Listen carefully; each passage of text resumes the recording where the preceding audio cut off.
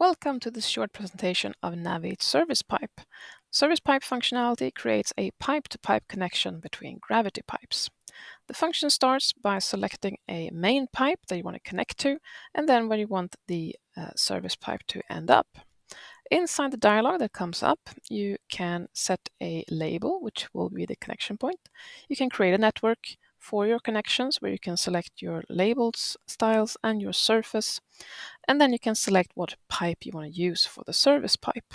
There's also settings inside this dialog for how you want the pipes to be connected. They are connected via label, so if you move the label, the service pipe will be moved. And you can see here that the main pipe is not split.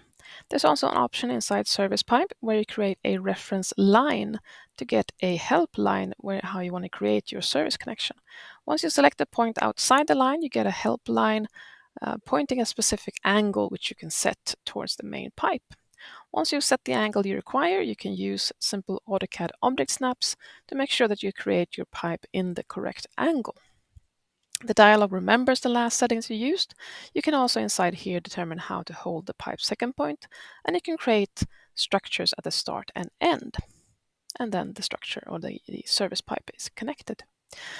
If I move the main pipe, both of these service pipes will be moved along with it, along with the dynamic update. Or if I use another of Naviate's functionalities, then modify multiple pipes, I can use that to edit elevations or slopes for my pipes. In this case, I change the elevation of my pipe, and as soon as I do apply, the services are connected. It will report on the command line what is done, and the objects are connected and updated.